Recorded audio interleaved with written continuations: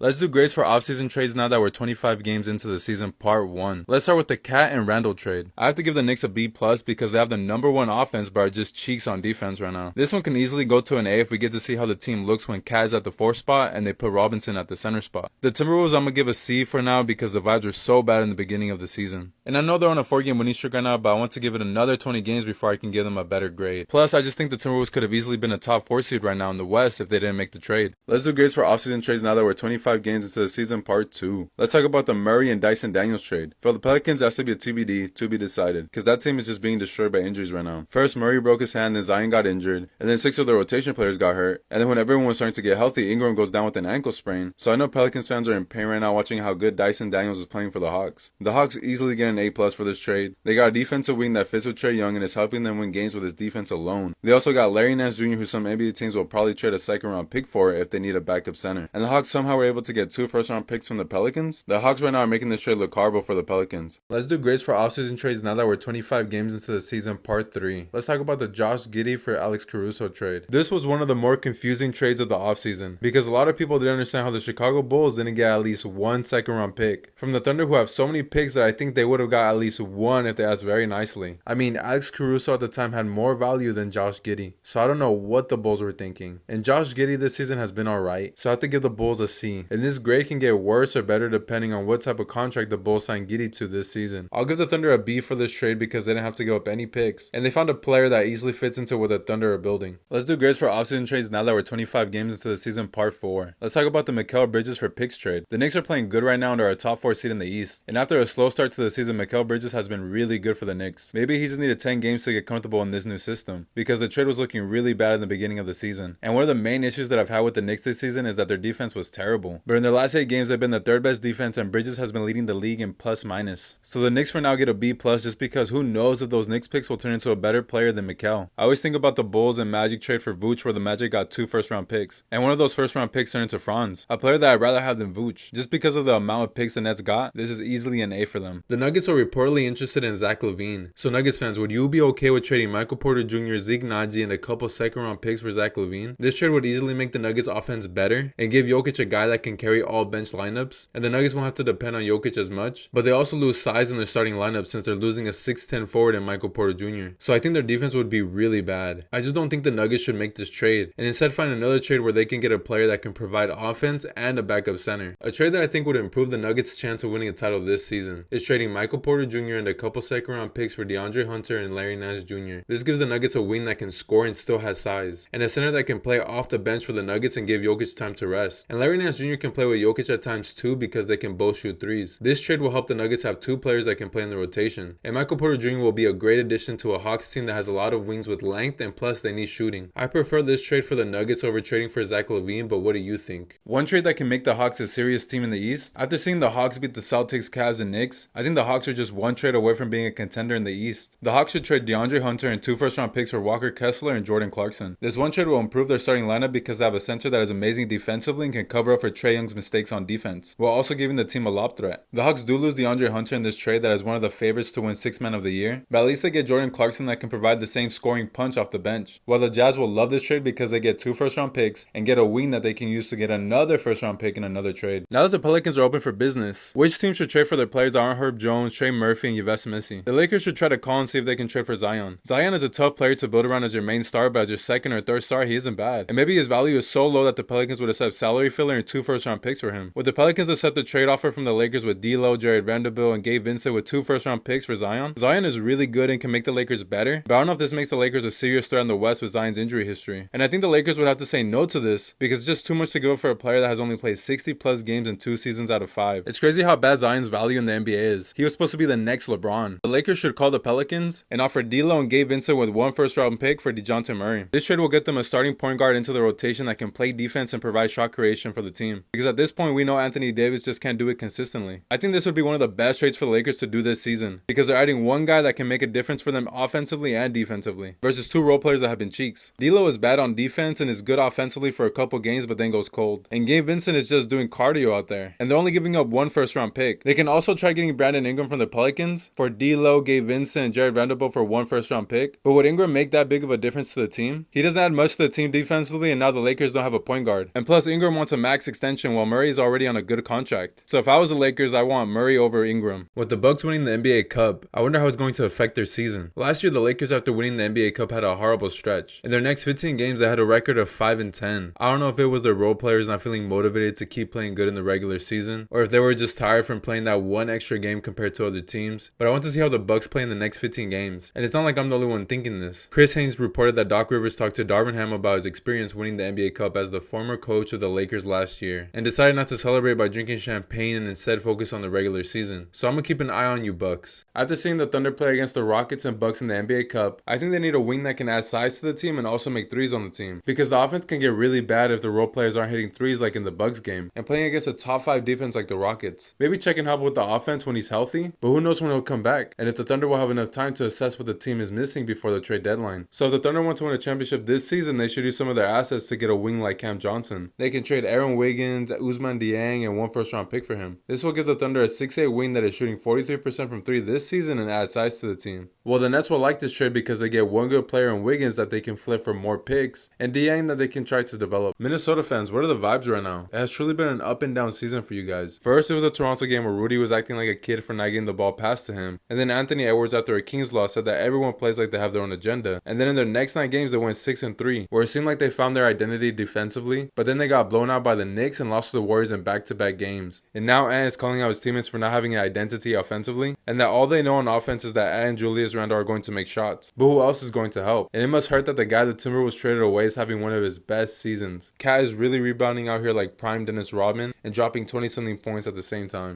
I need the Suns to stop playing these vets that are slow and unathletic. I'm tired of seeing Nurkic trying to shoot some weird layups. I'm tired of seeing these taller wings that can create their own shot and make a shot over the Suns' 6'4" wings. In the past 7 games, the Suns have gone 2-5. Their only wins were against 2 tanking teams in the Utah Jazz and Portland Trail Blazers. And in that stretch, they lost to the Pelicans, Pacers, and the Pistons that were below 500. And in all those games, the Suns were just beat by teams that were more athletic than them and longer. I need the Suns to play the rookies Ryan Dunn and also more. They had athleticism and heart that this Suns team just doesn't have with other players on the team. I don't care if they make mistakes on the floor that the vets wouldn't make. They also make plays that the other players just aren't able to make. Ryan Dunn had 2 impressive blocks in the Pistons game that none of the vets would be able to do. Tyus Jones so far into the season looks like one of the best free agency signings in the NBA. Tyus Jones signed to the Suns in the offseason on a vet min to be the starting point guard for the team. And so far he's looked like a worse Chris Paul, which is a good thing. Chris Paul is the point guard for a reason. Tyus Jones so far is averaging 13 points and 7 assists. On good efficiency with a 49 field goal percentage and is shooting 44% from 3. Tyus never makes the wrong decision and rarely turns the ball over. When he sees the offense isn't clicking, he can drive to the rim and hit a floater. He can hit a pull-up 3, and he doesn't have to have the ball in his hands to score. He can stand in the corner and hit a 3. It does suck to see him play so good knowing that the Suns won't be able to re-sign him, unless he wants to come back on a vet min, and then the Suns next offseason can re-sign him for more. But I don't think he would want to do that.